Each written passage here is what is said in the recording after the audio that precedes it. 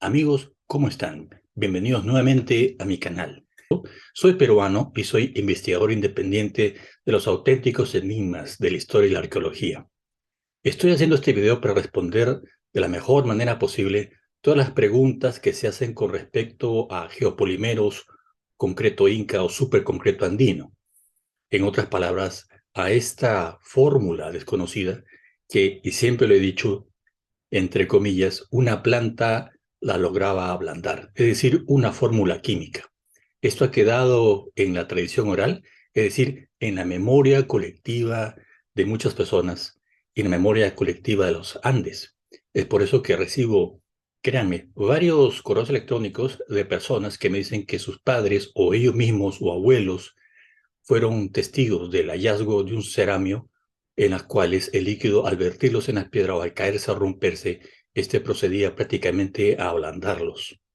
Tengo varios ejemplos, por eso en esta última entrevista sobre concreto andino, mito o realidad, en las cuales entrevisto al doctor Willy López, en la cual él narra su experiencia de muy joven, escuchó de los labios de su propio tío, un ingeniero, que estaba haciendo trabajo de reparación y construcción de vías en el interior del departamento de Lima, es decir, Lima en todas sus provincias, como al momento de mover un tractor, este se encontró con una canasta. Dentro de la canasta, algo dañada por el movimiento de tierra, la excavación, encontraron un ceramio y cómo se había roto y había esparcido este líquido que dejaba las piedras completamente ablandadas. En ese sentido, lo que yo les quiero decir a todos, para que conozcan mi trabajo, porque esto lo vengo siguiendo desde hace muchos años. Mi primer libro fue editado en 1992, titulado El mensaje de los Andes. Y aquí estoy yo. Yo recogía diversas opiniones de por qué tanto grupo místico esotérico llamaba al Perú y a los Andes como un centro magnético espiritual. En ese momento en que yo decido escribir mi libro, y también con fotografías y demás, es como un ensayo, y llego a la conclusión de que había algo que no encajaba con la narrativa oficial.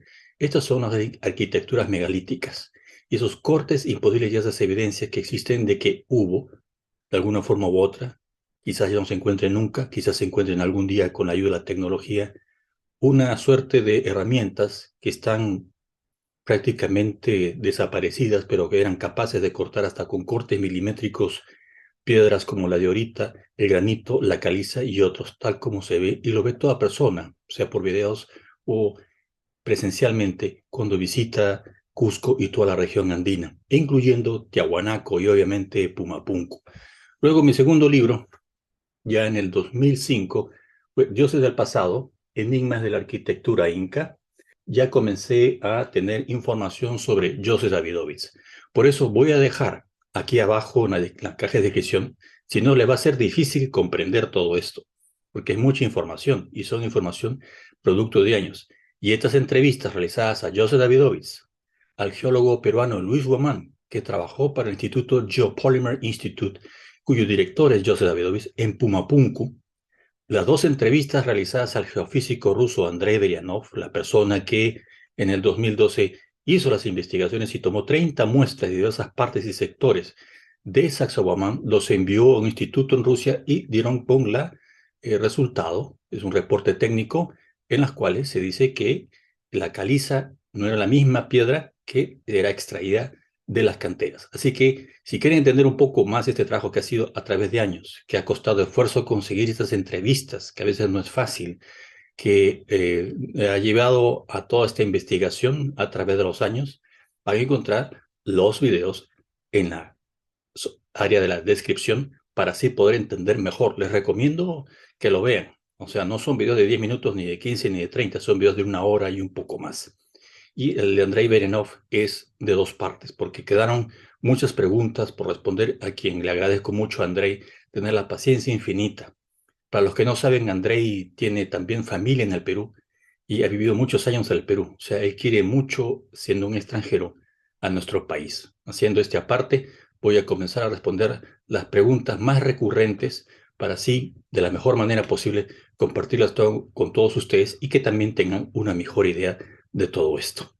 Una de las primeras preguntas, las más recurrentes, es decir, ¿dónde están los moldes? Pues nadie los ha encontrado, ni en el altiplano de Pumapunku, Tiahuanaco, ni tampoco en el Cusco. Nadie puede hablar de que, si es que hay o existieron láminas de metal, de un tipo de metal capaces de cortar o prácticamente hacer esos cortes cuando la masa estaba semisólida, hablando de un antiguo geopolímero, de un antiguo concreto. No existen los moldes, por lo tanto, si estaban los moldes, también deberían haber estado las herramientas. No es quizás como nosotros suponemos de ir a una ferretería o ir a un local que venden herramientas al por mayor y de varias marcas y obtener la que queremos y la dejamos tiradas en el baúl de herramientas hasta cuando la necesitamos nuevamente. Quizás tenían una función muy diferente de acuerdo a la cosmovisión, a la realidad que tenían estos antiguos arquitectos y cómo veían ellos su mundo circundante. De eso hay que tener también en cuenta. Quizás esto también significa que los años, siglos y quizás milenios, ¿por qué no decirlo? También ya han hecho que estas herramientas, estos metales, desaparezcan sobre la superficie de la Tierra. Quizás están en lugares mucho más profundos, porque sabemos que cuando se excava un templo, se encuentra arqueológico, un recinto arqueológico, se encuentra una etapa tardía, una etapa intermedia y una etapa formativa, con distintos niveles de excavación en las cuales ya pueden haberse completamente desaparecido u oxidado. Otra de las preguntas más comunes es ¿por qué no hicieron bloques? ¿Y por qué lo tienen que hacer como nosotros pensamos que debieron hacerlo? Siempre hay que hacerse las preguntas primero, y eso es lo que yo también pensaba en un principio, ¿por qué no lo han hecho como las medidas industriales estándar, una medida exacta de ladrillos que se encuentran pues en las ladrilleras y se pueden comprar por millares del color, tamaño, grosor que nosotros deseamos para una determinada construcción? A lo mejor no lo veían de esa manera ni lo hacían de esa manera. Por lo tanto, se puede decir que habiendo estado en Egipto, estuve en Egipto, he estado en la isla de Pascua y obviamente he recorrido mucho de Cusco, se puede decir que las piedras de Egipto, tal como están las investigaciones de Joseph Davidovich, lo tienen que ver, lo tienen que también buscar ustedes.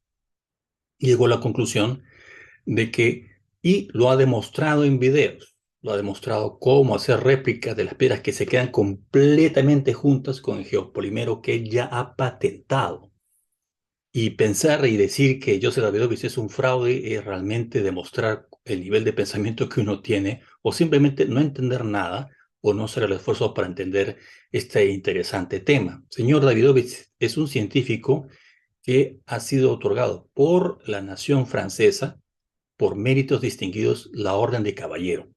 Creen que se lo van a dar a una persona que es una suerte de manipulador o charlatán creyendo de este tipo, alentando más bien la ignorancia, y tienen un instituto educativo donde van ingenieros y geólogos de distintas partes del mundo a aprender y compartir la información científica que él desarrolla anualmente.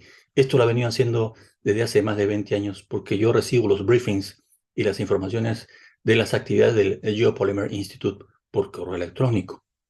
Entonces, esas piedras, tal como también en Egipto, que han tenido moldes de madera, donde la madera es muy escasa, simplemente eran hechas y deshechas. Cualquier carpintero, inclusive hasta en las informaciones de los que viajaron y estuvieron con Colón, podían haber desarmado un barco, después volverlo a armar y volver a partir para así tener la oportunidad de cuidar lo que tenía, lo poco que tenían. En ese sentido, la madera o los moldes eran reutilizables hasta que ya no se podían seguir utilizando. Eran una suerte de caballetes y cajones que han tenido que ser utilizados para vertir este líquido. Hay informaciones de geología, perdón, en las cuales demuestran que estas piedras tienen un movimiento que si han salido de las canteras tendrían que tener un rastro magnético. Simplemente las piedras de la superficie de la Gran Pirámide, porque es donde se hizo las investigaciones, esas investigaciones las he puesto también en un video, demuestran que simplemente tienen un movimiento de norte a sur, es decir, de arriba hacia abajo, de arriba hacia abajo. Es el vertido, pues, del superconcreto geopolímero.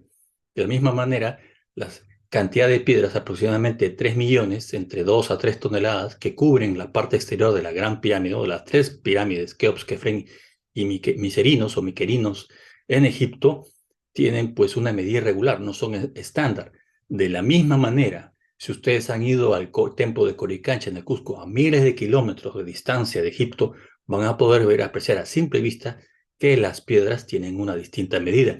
Y esto se puede observar mejor si es que ustedes no han seguido, como todos los grupos comunes que siguen de turismo, el recorrido típico, sino van al segundo piso, donde hay como un puente aéreo, un puente colgante, en las cuales ustedes pueden ver la parte superior de cada cuarto o salón del templo de Coricancha y se van a percatar de que hay piedras que han sido hechas justamente a la medida para acabar de esa sección del muro.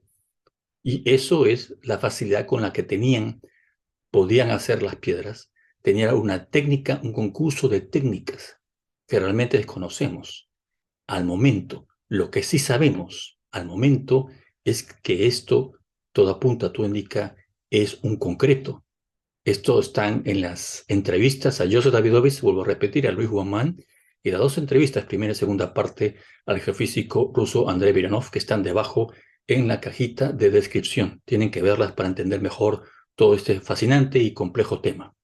Otra de las preguntas recurrentes y hasta las cuales la gente a veces está muy desinformada, lo toma muy a la ligera, es decir, si estuvo en un ceramio, un líquido que es capaz de derretir las piedras, ¿por qué no se derritió también el ceramio? Usted está exagerando. Hay cientos, y durante estos años que me dedicaba a la investigación, que no son pocos, son bastantes, se puede decir de que de alguna forma u otra el cerámico que contenía este líquido, capaz de ablandar las piedras y que puse en el último video, reporte Roca Líquida, mito o realidad, donde entrevisté, repito, al doctor Guillermo López, o conocido como Willy López. Son cientos las anécdotas que también recibo, tanto en Instagram como en Facebook, que me escriben y hasta en correo electrónico, de personas que me cuentan de familiares que han sido testigos del mismo. Entonces, cabe la siguiente posibilidad: en vez de tener una respuesta inmediata y decir, este señor nos está mintiendo, no es así. También lo he pensado y ya estaba publicado, también escribí sobre eso en este libro, ya en el 2005, amigos, ¿no? Que no trato de convencer a nadie. No, yo creo que todos ustedes son pensantes y tienen el sentido común. Y esto indica de que el cerámico quizás estaba protegido por un barniz o por una cera que protegía el líquido para que no deshaga el mismo cerámico. O el cerámico era hecho con el mismo material y un mismo material sí lo puede contener. Sobre cerámicos hechos con geopolímeros, esto lo menciona Joseph Davidovich en uno de sus últimos libros, cuando el gran arqueólogo boliviano Carlos Ponce Sanginés identifica una producción, una mayor actividad de producción, tanto en platos como en cerámicos súper resistentes, que no vendrían nada más y nada menos que ser esta nueva aplicación, pero en otro tipo de formato, es decir, en cerámicos. Por lo tanto, un cerámico geopolímero sí podría contener en su interior este tipo de líquido. Esto lo investigó Carlos Ponce Sanginés y reportó una producción de unos cerámicos que eran de una calidad superior, de una dureza inusual. Ese es el geopolímero, entonces. Carlos Ponce Sanginés, gran arqueólogo boliviano, investigador toda su vida de Tiahuanaco, nació en el año 1925, falleció en el 2005. Este señor se encontró con todo eso. Lo que pasa es de que cuando vemos cerámicos, lo tratamos como cerámicos, pero no hay esa comprobación a través de expertos en geopolímeros o geólogos que saben identificar, y con la última tecnología que posee microscopios con rayos X que pueden ver si hay o no un contenido orgánico. No puede haber en una piedra contenido orgánico, es inorgánico, y cuando hay ese contenido orgánico, tal como lo encontró el geólogo Luis Guamán en sus investigaciones, que él dudaba de todo esto hasta que vio bajo microscopio las muestras tomadas, entonces, de acuerdo al proceso técnico de investigación, que se puede volver a repetir porque va a tener los mismos resultados, quedó convencido. Sobre estas investigaciones realizadas por el Instituto Geopolímero, en las cuales participó el geólogo peruano, vuelvo a insistir, Luis Guamán, participó también Ralph Davidovich, el hijo de Joseph Davidovich. Señor Davidovich es científico, ya tiene 84 años, por lo cual su presencia a 4.000 metros de altura va contra su estado de salud. En ese sentido, ya esto fue realizado en el 2017. Toda la información la encuentran ustedes en la página web de Joseph Davidovich. Es muy simple. Quieren encontrar la información, es cuestión también de que se busque. Aquí no estoy yo alterando nada.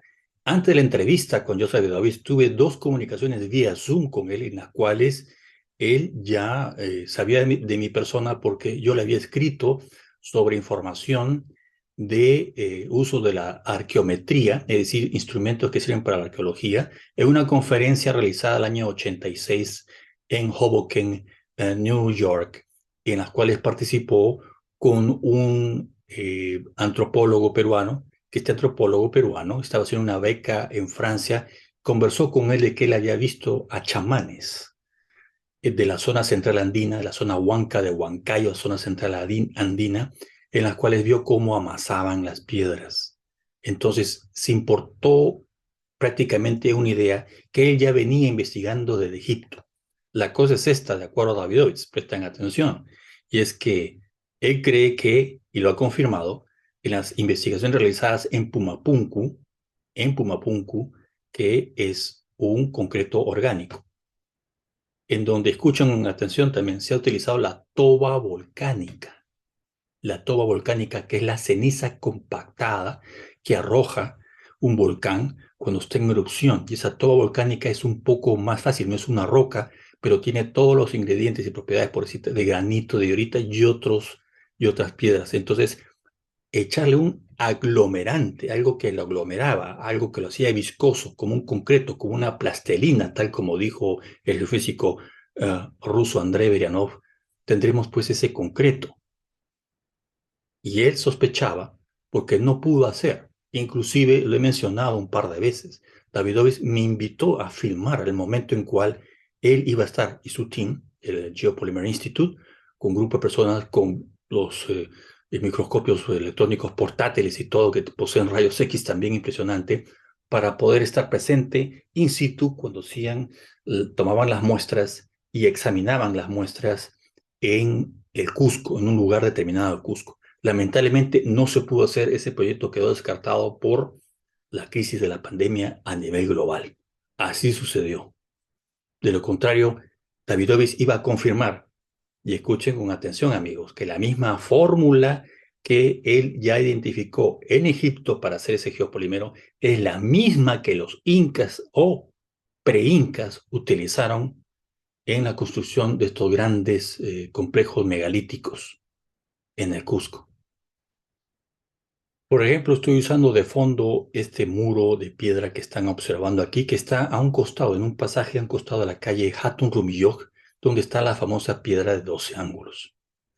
En la parte, si ustedes siguen la calle Hatun Rumiyoj, solamente hay una calle, una entrada, un pasaje hacia la derecha, porque el resto continúa hacia el llamado barrio de San Blas, solamente a unas 3 o 4 cuadras de la plaza principal o la plaza de la Madre de Cusco, donde van a encontrar estos cortes completamente trabajados, prácticamente con una tolerancia de milímetros de los espacios entre uno y ellos, a pesar de los grandes terremotos que han habido en 1650 y en 1950 en Cusco, que destruyeron prácticamente toda la ciudad de Cusco.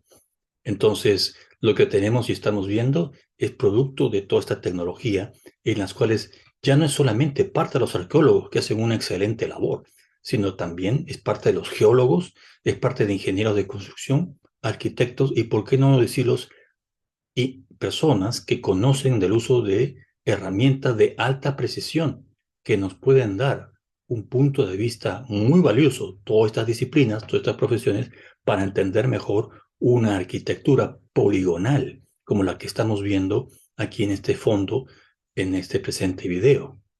Ahora tenemos que darnos cuenta de algo. A través del desarrollo de la comunicación satelital, vía satélite, luego del ingreso al Internet, luego de la red, de la web a nivel global, la gente se está enterando de más cosas. Por eso encontramos coincidentes similitudes, tal como se ve, y cualquier persona que vaya, y sería ideal que vaya un arqueólogo peruano, un arquitecto peruano, que haya visitado o estudiado en Cusco, y vaya al Templo del Valle, que es el templo que está adyacente a la Gran Esfinge, y van a encontrar en una escala mucho mayor, obviamente, todas estas coincidencias en arquitectura que se encuentran en Ollantaytambo y en el Coricancha. Es impresionante. Entonces, hubo de alguna forma u otra un tipo de transmisión de conocimiento, un tipo de intercambio cultural, por decirlo así, y quizás esto tiene que ver más allá de la cuarta dinastía, donde se supone que fue la construcción de la pirámide de Keops, ¿no? Y otros que tienen que ver más allá del imperio inca. Esto no desmerece absolutamente nada, ningún trabajo, ningún tipo de obra realizada por el imperio inca, que tal como lo dijo, para los que son peruanos y conocen un poco, Ana María Rostorowski de Descanseco, una gran etnohistoriadora peruana ya fallecida, dijo que los incas habían reconstruido y reparado templos incas. Eso quiere decir que ya estaban ahí y les favoreció encontrar esta estructura ya hecha, esta infraestructura que les permitió seguramente poder preservarlo, no destruirlo, porque era otra la visión de los incas en ese momento. Y eso también se valora, sin desmerecer que han hecho también sus construcciones y que existen herramientas en los museos de cinceles de bronce y cobre y de piedras tan duras como el granito, hasta la hematita, etcétera, para realizar estos cortes. Pero curiosamente y al mismo tiempo, no se puede hacer un muro como lo estamos viendo aquí en el fondo de esta imagen, o un salón exactamente con las mismas herramientas que se encuentran en el museo del interior del Templo de Santo Domingo, me refiero al Templo de Coricancha. Que lo hagan, que lo hagan, que intenten, porque esa es la forma de mejor aprender y saber de nuestros pasados. Yo creo que el pasado esconde muchísimos más secretos y el trabajo que estoy haciendo de mi granito de arena es aportar todo eso para entender mejor nuestro pasado y así comprender nuestro presente y nuestro futuro. Si tenemos un pasado que es como un vaso de vidrio que se ha caído y está partido en diversas formas, en diversos lugares, esto quiere decir que tenemos que reunir las piezas de la mejor manera posible para entender cuál rompecabezas todo lo que tiene que ver quizás con una civilización desaparecida, una civilización que ha quedado en el folclore místico, esotérico como la Atlántida o Lemuria o Mu. Los que ven mis videos, ni en ningún momento menciono estas palabras, ni menciono tampoco la facilidad con que se dice en muchos casos, esto fue hecho por extraterrestres. Y entonces, si es así, se acabó la investigación. Fue hecho por extraterrestres, aunque no existe ningún mito exactamente andino que nos diga que bajaron seres del cielo y que hicieron todo esto. Ahora también es interesante ver comentarios y todos comentarios con opiniones constructivas, obviamente son bienvenidos, en las cuales se dice que esto pudo haber sido hecho con las herramientas que se ven y obviamente en los museos y que ha sido hecho con un trabajo en las cuales se dedicó mucho tiempo, muchos años para poder hacerlo. Eso no está en discusión, pero ¿dónde están las herramientas si fueron tan modernas en el sentido de que son de la época inca? ¿Y por qué las personas que me dicen, no, esto ha sido hecho de esta manera y se utilizaron estas sierras? ¿Dónde están las sierras? ¿Dónde exactamente están las sierras? ¿Dónde exactamente están estos tipos de que se ve en forma moderna con unas herramientas tubulares en las cuales se hace un movimiento rotatorio con agua y arena y llegan a perforar? ¿Dónde queda, aunque sea un tipo de esta herramienta de la época inca? Y justamente los que hacen esos comentarios muy respetados y de gente que son arquitectos o geólogos, no han estado en los lugares ni lo han investigado. Sería ideal que vayan. Por eso es el interés y la muestra de estos videos y se hace el esfuerzo logístico y personal bajo mi propio presupuesto porque no trabajo para nadie ni nadie me paga, como algunos han dicho, lo cual me causa gracia. Ojalá así fuera, pero todo está hecho bajo mi propio presupuesto.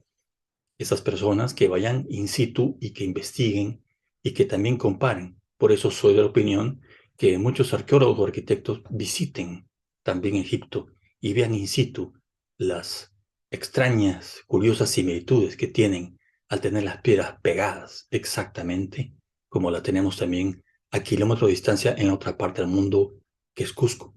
Para muestra un botón, les voy a leer uno de los varios comentarios que he recibido en esta video en las cuales hablo de que si era un mito realidad todo esto realmente. Y acá dice de parte de Henry, que me dice, mis tíos abuelos, que fueron 3 hermanos, lograron encontrar la Venus de Frías, que corresponde a la cultura Vicus. Yo he estado en la zona de Piura, la cultura Vicus, es impresionante el lugar, la cultura es espectacular, Vicus, que corresponde a la cultura Vicus de Piura, efectivamente. Ellos me contaron que cuando huaqueaban encontraron muchos tipos de cerámica. Huaqueo es esta actividad, excavación arqueológica, de manera amateur y espontánea, sin permisos oficiales. Ellos me contaron que cuando huaqueaban encontraron muchos tipos de cerámica y objetos en oro y plata en diversas formas, hasta herramientas. Lo que sí me sorprendió es que dijeron que encontraron un líquido que tenía un olor demasiado fuerte y pensaron que era una chicha, es decir, un fermento de algún maíz, ¿no? Malograda, por lo que decidieron botarla en una roca de un gran tamaño. Día después de que regresaran a continuar con su labor, se dieron con la sorpresa que la roca donde habían lanzado tal líquido era de un tamaño mucho menor, se había reducido en tamaño. Esto es lo que quedó de esta tradición oral, estos cuentos anecdóticos y también de esta ave que dicen que con su pico agarra ciertas plantas, puede masticarlas con su saliva y puede hacer la perforación sin malograrse el pico, obviamente, de poder perforar en la roca. Obviamente para esto se requiere un terreno considerable de esas plantas, de lograr esas mezclas, y ha quedado como parte parcialmente de una gran verdad, porque si lo tomamos al pie de la letra, eso en la realidad es harto difícil. Por eso puse en el video Roca líquida, ¿es un mito o realidad?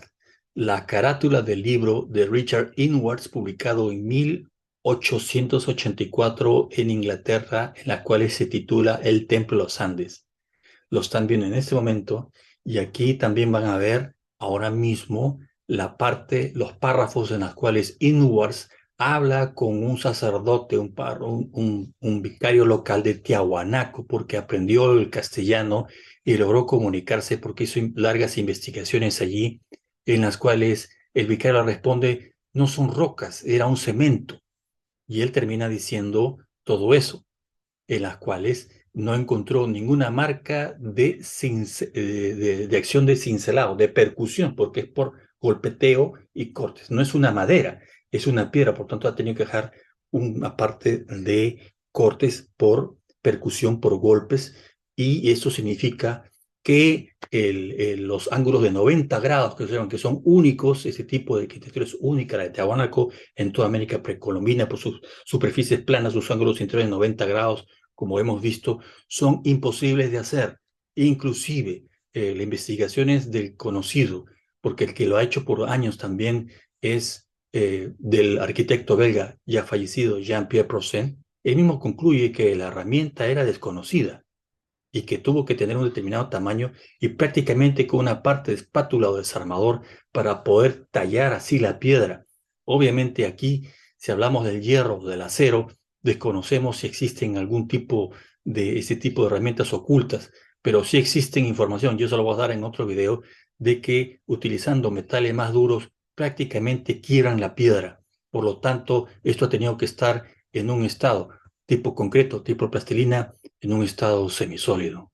Me refiero a las piedras en las cuales fueron formadas a través de un aglomerante todavía aún desconocido, que sirvieron de un antiguo geopolímero o superconcreto para entender este apasionante tema.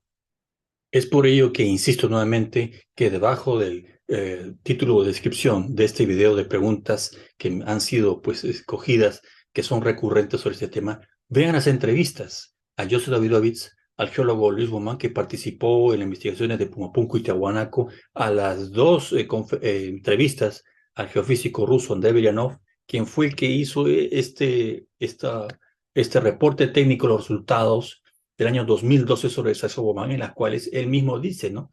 La piedra caliza, las canteras, tiene una conformación y tiene restos fósiles, porque es una piedra que se encuentra también, tiene del fondo del mar.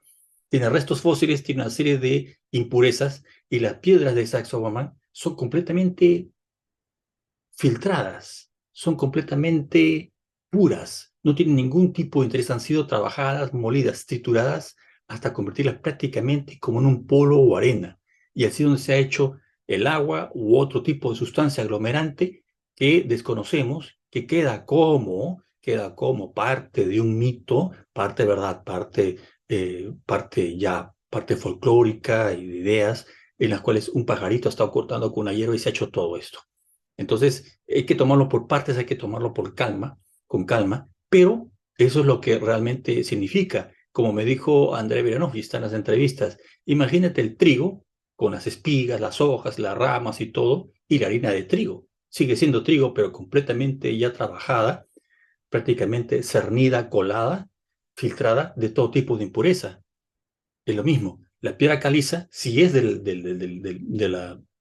lugar que ha sido extraído de las canteras, pero en el proceso pasó todo esto.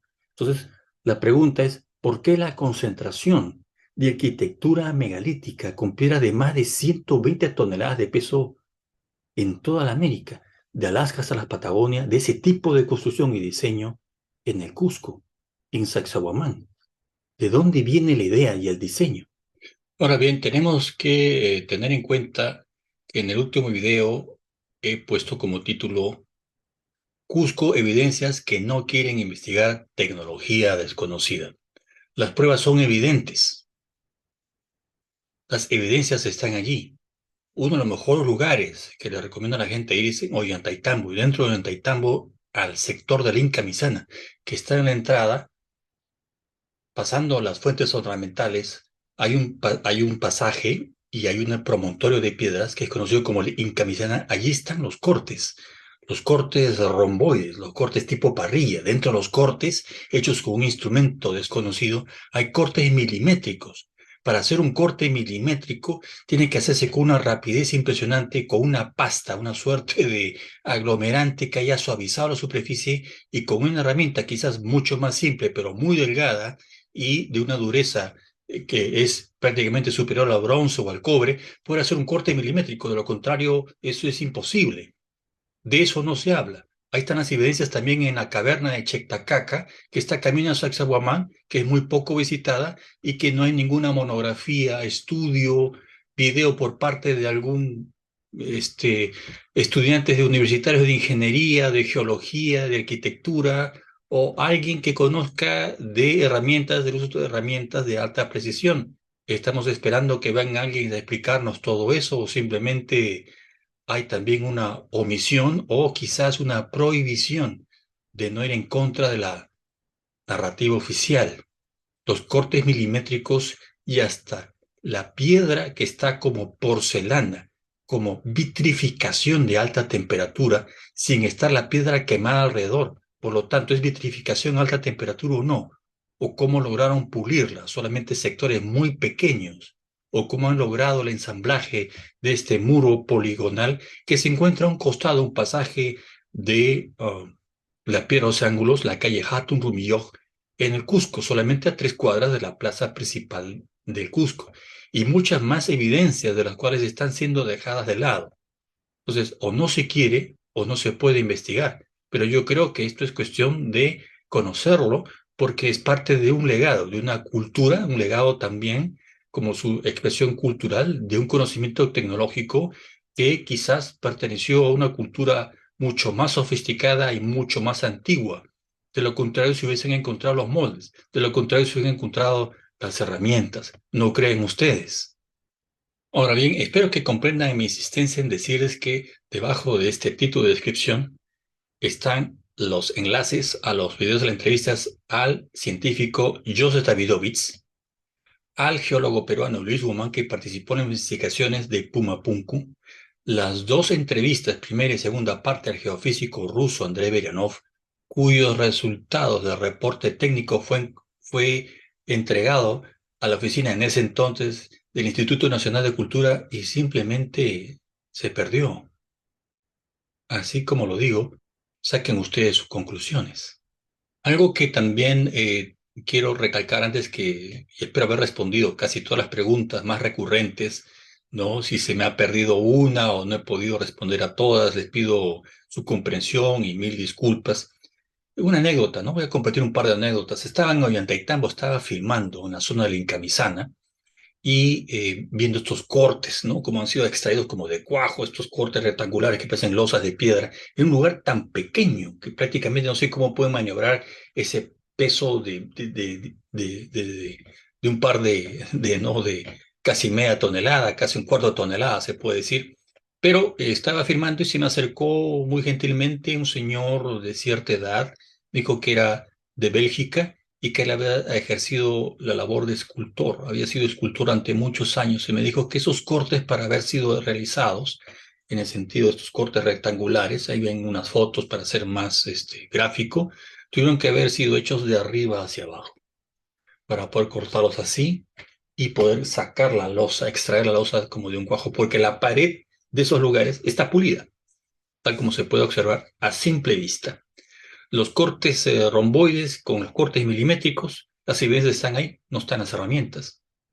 Así como también si esto ha sido lo que todo apunta e indica una masa, un concreto como una suerte de plastilina con un aglomerante quizás viscoso y que en su estado semisólido era fácil de cortar, y esto lo saben los ceramistas, los artistas, un escultor, un ceramista, sabe que con la masa, simplemente con una cuerda de yute o de ichu, de vegetal andino fuerte, pueden cortarse, dar esos cortes, o con una lámina que sea de bronce o de cobre, también puede hacer un acabado muy perfecto y unir las piedras bajo unos métodos que quizás también utilizaron algún tipo de tejido o bolsa, porque se ve las tramas de tejido en algunas piedras en la misma calle de Cusco y hasta en el mismo Coricancha, que después las hayan pulido es otra cosa.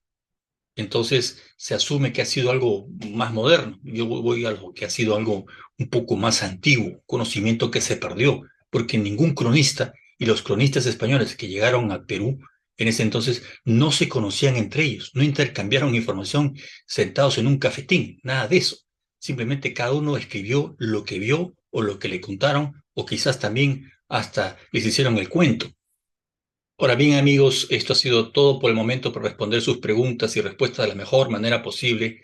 Recuerden que la ausencia de madera es notoria en los Andes. Podemos poder trasladar todo este tipo de bloques enormes y de gran tonelaje. Basta solamente ver el templo del sol en Ollantaytambo arriba de la montaña, o como ver cómo se pudo hacer en Sacsayhuamán. Vean las entrevistas que están dejando debajo de la caja de descripción. Vienen entrevistas exclusivas con información exclusiva que les voy a proporcionar producto de mis viajes y entrevistas. No se pierdan porque van a seguir viniendo en el transcurso de las semanas. Y lo voy a hacer hasta donde yo pueda, porque realmente esto requiere de un presupuesto, esto requiere también de utilizar mis ahorros y extender al máximo el crédito para poder dar toda esta información, y no sé hasta cuándo lo voy a poder hacer. Esa es también la otra parte de la realidad, porque requiere pues de logística, de transporte, de alimentos, de hospedaje e inclusive del equipo, que prácticamente me cuesta más que un pasaje en avión para poder firmarlo, porque es la realidad. Es así como son las cosas. Pero vamos a seguir, Dios mediante, con todos ustedes y poder compartir. Así que no se pierdan suscribirse a mi canal. Espero haber respondido a las preguntas del caso. De no saber, de haber sido así, bueno, ya habrá una segunda parte de este video. Les agradezco mucho. Suscríbanse y difundan, y ya saben, estamos en contacto. Muchas gracias.